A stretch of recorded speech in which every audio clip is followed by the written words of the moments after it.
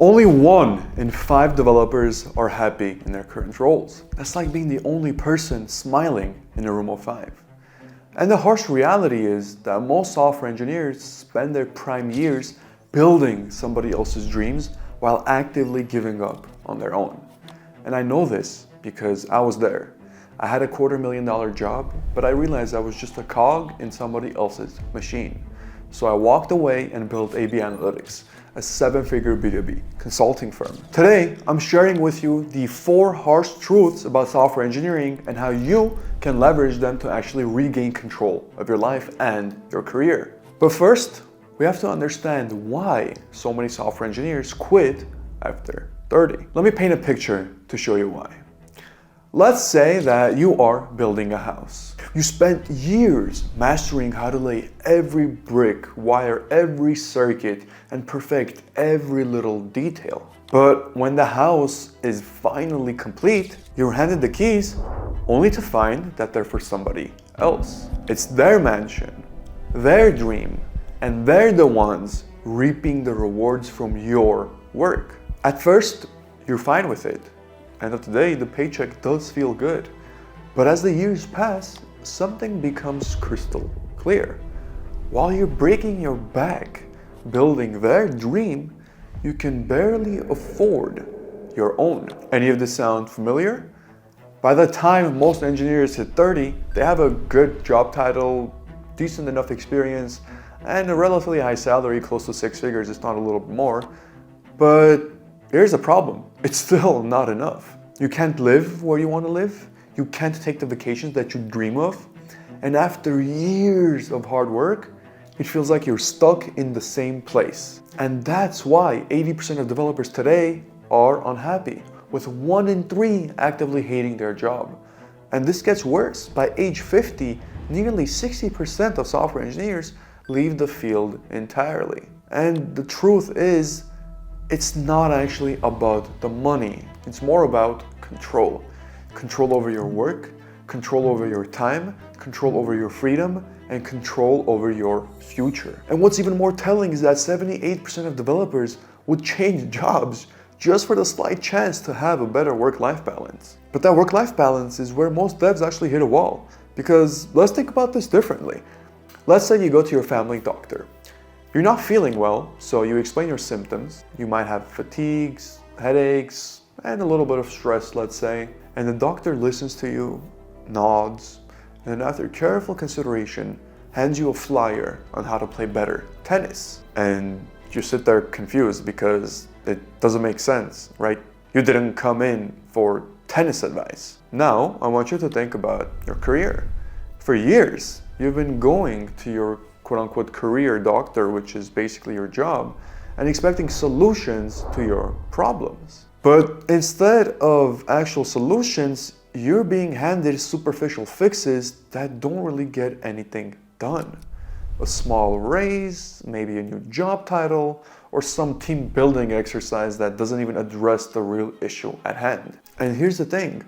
Most people will keep going back, hoping that the system will eventually give them what they need. But the system won't. It never will. So you really only have 2 choices. Option 1, you keep going to the same doctor, knowing that they'll only give you quick fixes that never really address the real pain. Or option 2, you become your own doctor. You start diagnosing your problems and creating solutions tailored to your goals and not somebody else's goals. But let's play devil's advocate for a moment. Maybe, just maybe, you actually do really enjoy your job. Maybe there's even a promotion on the horizon. The thing is, it doesn't matter. Because at the end of the day, ask yourself, are you solving the surface level symptoms or are you addressing the root problem at hand? Let's dig deeper. Even with a promotion, raises are usually only about 5 to 10%, and that's being seriously generous. Oftentimes, it's not even enough to beat inflation.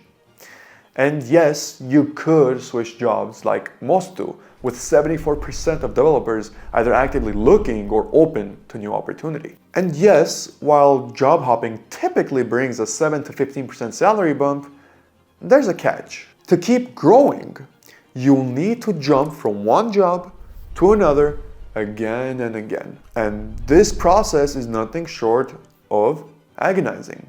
Whether it's your first job or your fifth, you're still just treating the symptoms at hand. You're never addressing the real problem. And this is exactly the reason why 48% of devs feel stuck and just 19% say that they are truly satisfied. Now, I know what you're thinking. Okay, Bugo, what's the answer? You told us all this information, but what is the answer? Well, what successful developers actually figured out is this. In simple terms, the answer isn't climbing somebody else's ladder, but rather is building your own. And I can actually show you statistically why this matters. Despite working 13 more hours per week and facing higher stress levels, entrepreneurs consistently report being happier than employees. In fact, when developers actually become entrepreneurs, their job satisfaction increases dramatically and only begins to decline after 5 years. And even then, those who return to regular employment after entrepreneurship experience permanently lower satisfaction. Let me give you a real-life example of this. Melanie Perkins, the founder of Canva, she was actually teaching design software at university and identified a major pain point, which was that existing tools were simply way too complex. So despite her being rejected by over 100 investors, she still built Canva into what it is now today, being used by over 120 million monthly users. Or take Tobias, Shopify's founder. He started by building an online snowboard shop, but realized that the e-commerce software available was terrible. So what did he do? He built his own solution. That side project that he worked on turned into Shopify, which now powers over 1 million businesses worldwide and generates billions in annual recurring revenue. So what's the key takeaway here? The pattern is clear. Entrepreneurs have twice the likelihood of experiencing greater job satisfaction compared to salaried workers. And this is especially true in software engineering. And this is not because entrepreneurship is easier. It's actually much harder. But the difference is that the entrepreneurs are building something that truly matters to them. They're not a cog in the machine. So what should you focus on after hearing all of this?